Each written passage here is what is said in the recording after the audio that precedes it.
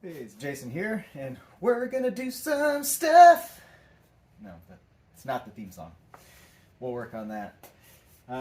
So, wanted to do another video on the Bronco, and we're gonna go through the ignition system and go over tune-ups, and we're gonna do something that I've seen online a couple times. They call it a lot the 6-liter tune-up. It's been on a bunch of Ford forums and threads, and the main idea behind it is it sounds like it's basically set up for the 302s to increase the ignition timing from 10 degrees advance, which is the base, to about 13 degrees advance. And the main benefit of that is to try and get a little bit more performance and also allegedly a little bit more gas mileage out of the vehicle. So to do that, we basically just have to up everything. We need obviously fatter spark, stronger coil. So the main changes we're going to do is new plugs with a slightly larger gap. We're going to put a performance coil on it, new distributor cap, rotor button, and wires.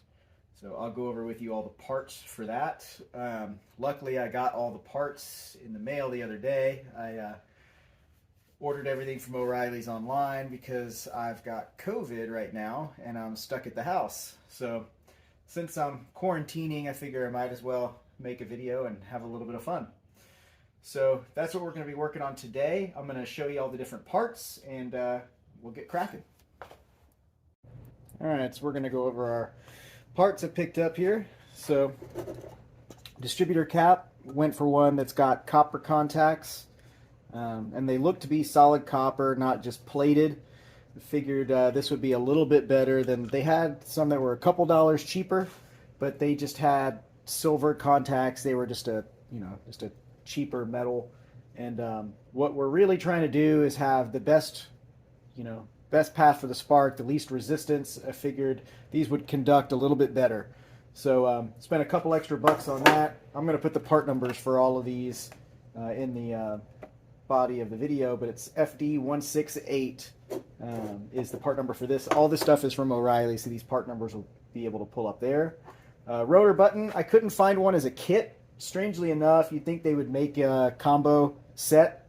They don't do that, it seems like, anymore, unless you get the MSD. MSD was way more expensive, and in my opinion, just not worth it. It was like 50 or 60 bucks for the MSD setup. And this looks to be about the same. I mean, it was copper contacts too. It's not red and doesn't have the fancy logo on it, but I got a Sharpie, so we can make this whatever brand we want, really. Went ahead and just cheaped out on the rotor button and everything else. Figure get good, but doesn't have to be fancy name brand. So this is a 2-3205, pretty standard rotor button. All of the ones looked exactly the same online. There wasn't really a performance rotor button, so just went with that guy. Where I did spend the money on was the coil. So this is an Accel coil, like the super coil. It is a higher output performance coil. The part number on that's 140012. That is the most expensive part in this whole deal. The reason I spent a little bit more for that is because we're trying to do this advance on the timing and we want to bump everything up a little bit. So we just want as much oomph as we can get. I did do some research, and I do think that you could still achieve a probably 12 to 13 degree advance and do this exact same thing with a stock coil. But it was only about $20 difference between the stock coil and this one. So I figured, 20 bucks, it's, not a tremendous amount of money. So I went ahead and sprung for it. That way it'll give me a little bit more peace of mind. It'll probably make me feel like I've got more power, even though I really don't, because it got that fancy yellow label, But went ahead and sprung for that. And plugs, I always go with the regular copper core plugs in these older Ford trucks. I've used the platinums in them a couple times, and they've always run worse. And I think I've referenced that in one of the earlier videos.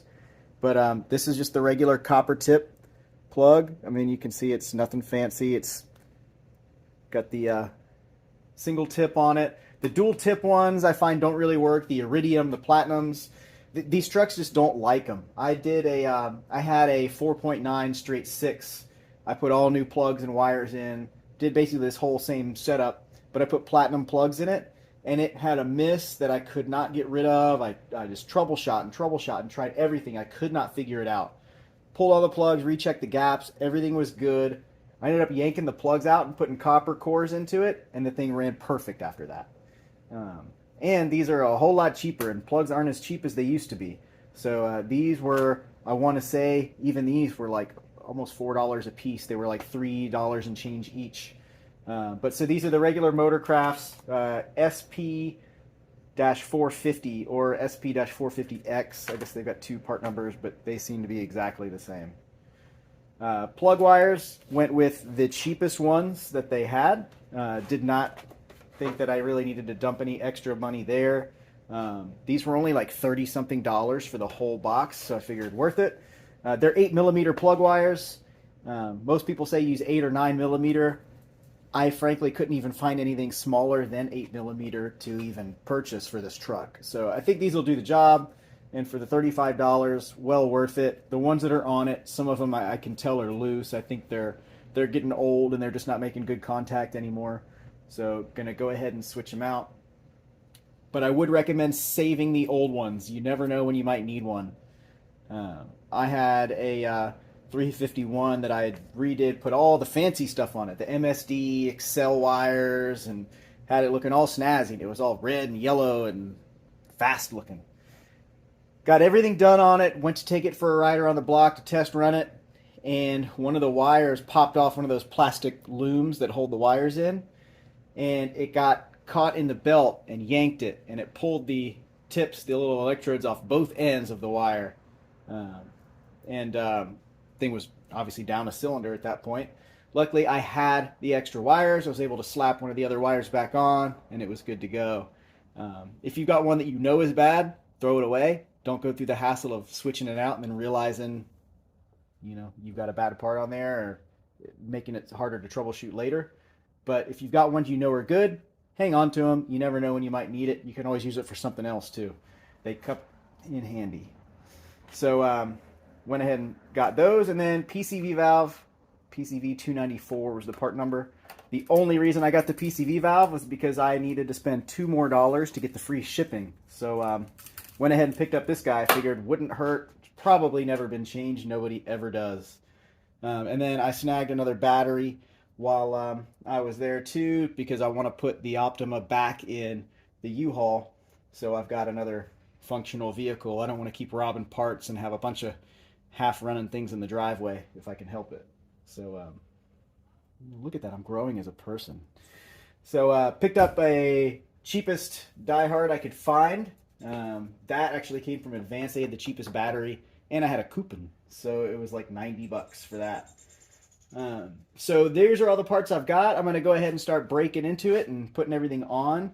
Drag is, I do have some vacuum lines that are broken, and normally I would love to go ahead and degrease the engine and spray and clean it down as a starting point, but I don't have any more engine degreaser, and I don't have any vacuum lines, and I'm supposed to be on quarantine until tomorrow. So I'm just going to work with what I got. Maybe we'll get creative and winterize it a little bit and see if we can find some tubing and hoses and stuff around here to cobble together the vacuum lines and get everything tidied up. But so that's what we got. I'm going to go ahead and get the truck ready, start yanking it down, and maybe I'll even try some of that fancy, like fast forwardy, work on it real fast, you know, behind the scenes stuff for you. All right, it's a little chilly with the wind going here in Florida today. And as you can see, I'm wearing my finest pajamas. Pajamas are a running theme here on Jason Does Stuff, apparently. So we're going to pull the truck in and see if we can get a little warmer here.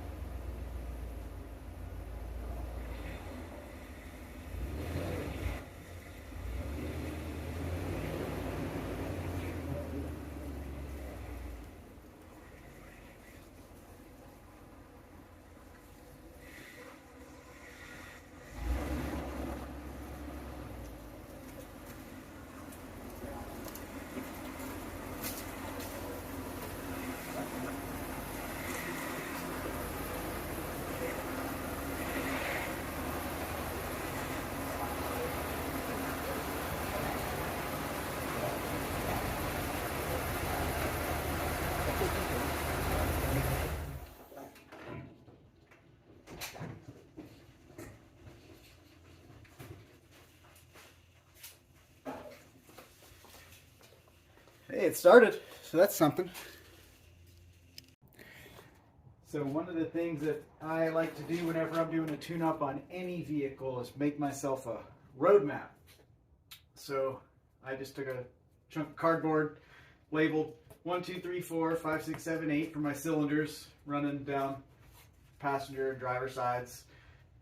Put a circle on here that represents your distributor cap, and then I just follow the wires and ride them down going counterclockwise all the way around. So pre-94 302s, it's 154 263 78. I checked, it actually is correct, so at least I know the guy that messed with it last got the plugs and the wires all in the right spots. So now that we've got this map, I can just yank everything off. I don't have to go one at a time and try and trace things too, because it's just a jumbled up mess in here already anyway. So we're yanking it all out, yanking all the plugs, all the wires. Let's just gut it and then put it all back together one piece at a time. So I'm going to go ahead and get cracking on it. Oh, quick top tip. Disconnect your battery before you go rooting around in here so you don't sizzle anything except for bacon. Bam.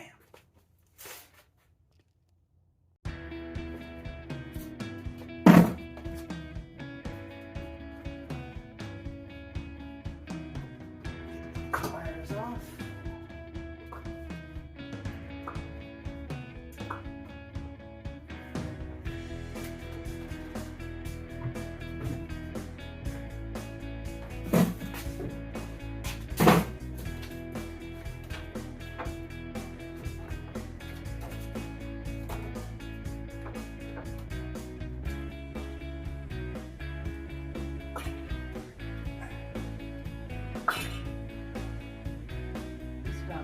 Young and limber enough, I can still climb up in here. Got that going.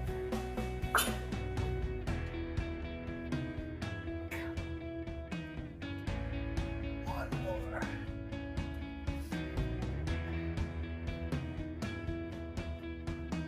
An awful lot of animal hair in here. It's kind of weird. Looks like cat hair.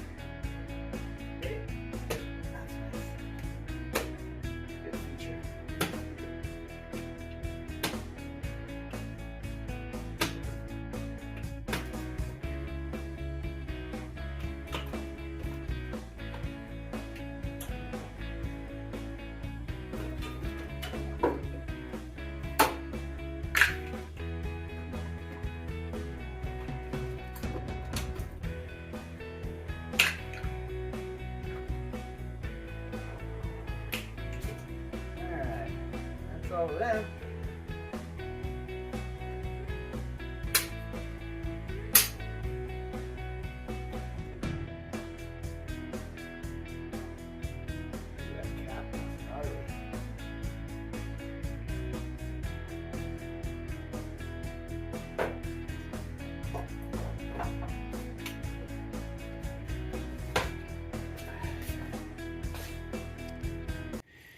So I pulled the plugs and wires, or I pulled the wires rather, and cap and rotor button. Let's not get ahead of ourselves. And they're pretty worn actually. You can see the rough, kind of see if we can backstop that. It's almost jagged on the edge of that rotor button, and you can see some spots where it looks like it's been arcing. And inside this cap, I mean, all of these points are pretty severely corroded and have a bunch of buildup on them. More than I was expecting, because this cap is definitely not original. It doesn't look super old, but definitely a lot of buildup. So I'm not surprised that it was running rough. The guy told me that he changed the wires, but not for whatever reason. The cap, rotor button, and wires, just the plugs. I don't know why you just change plugs, but it seems legitimate. Why he'd do that, I don't know, but seems like he was telling the truth, so that's something. We're going to go ahead and crack the spark plugs out, take a look at them, and I'm honestly kind of hoping they look bad. That'll make me feel a whole lot better about the rough way this thing's running.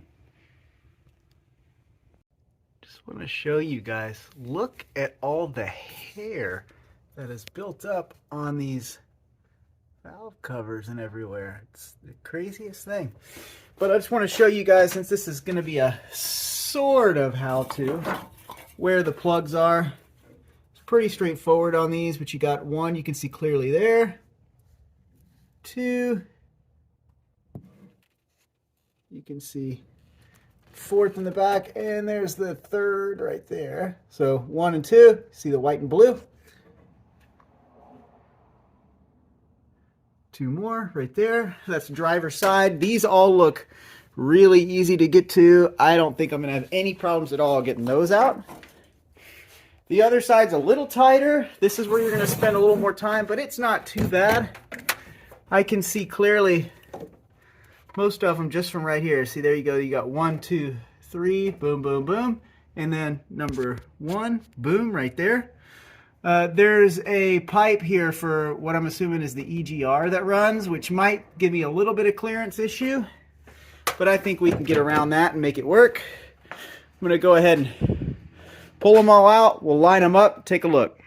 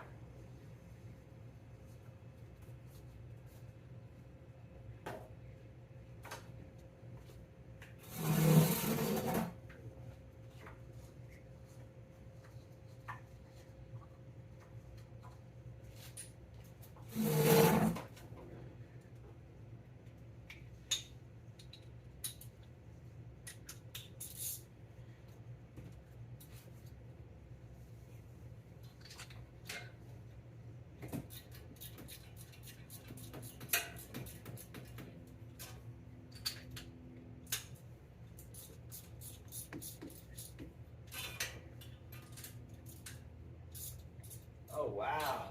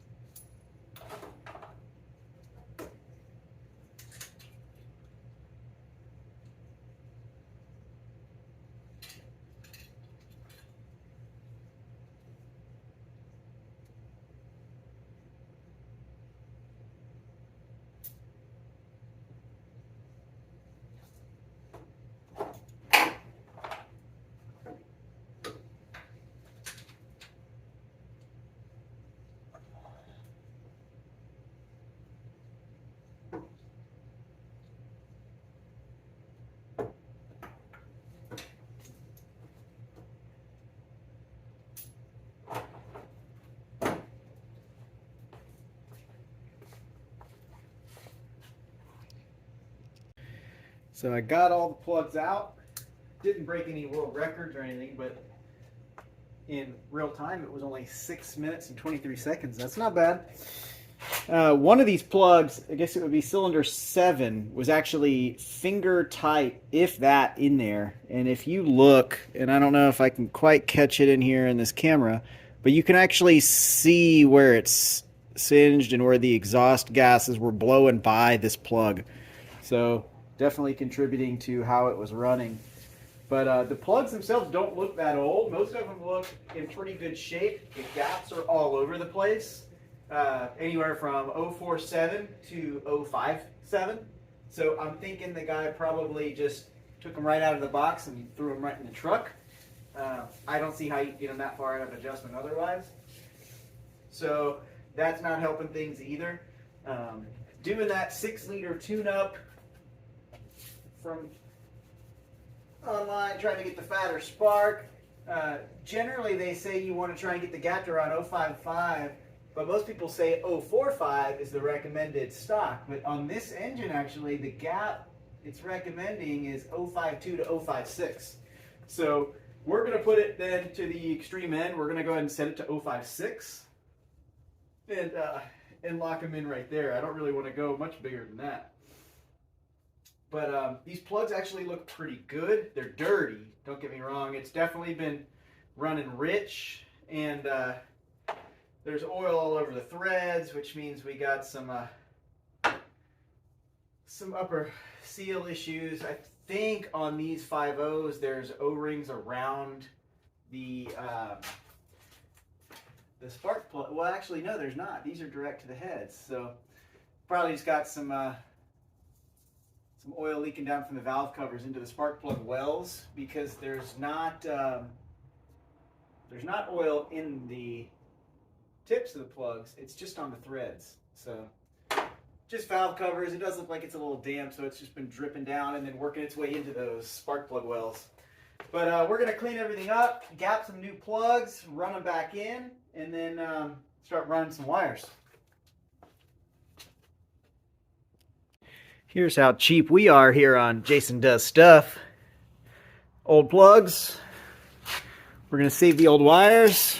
We're going to even clean up the old cap and button here and make them good as new. And we'll save them for a backup project. What I like to do when I'm troubleshooting something that's really rough and I don't know if I'm even going to bother keeping it, if I suspect the old plugs are really bad, I'll put a use set in there just to test things. And then if everything's working right and I want to put more money into it, then I'll buy plugs. They're getting expensive, so you don't need to sit there and spend $60 on plugs for something every time you get a new vehicle. Hang on to your old ones. And if you crack a tip on one, crack a ceramic, you have a spare. You don't have to run to the store immediately. You can at least get your rig running and then drive yourself up there instead of walking. Because, I mean, let's get real. I don't really like the walking part. So that's why we're doing this. All right, so we're going to clean these up and make them brand new.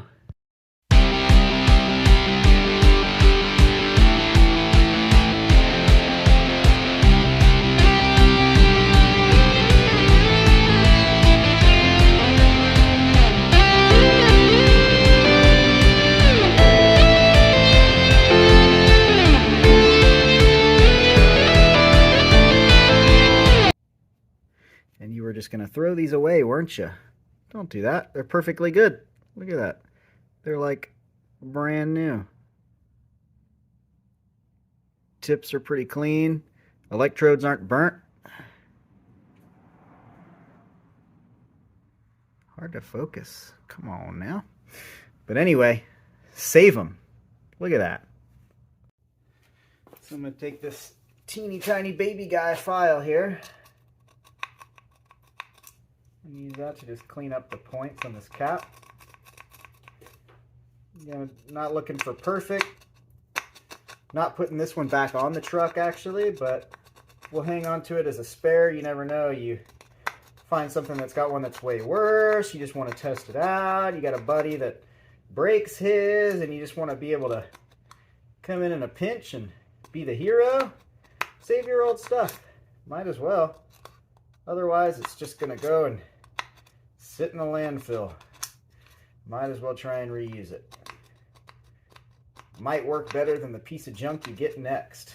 That's usually my case. So I'm just going to clean them all up. Hit them with the brake clean again. That's every mechanic's miracle solution. And then we'll move on to reassembly of this truck with the new parts.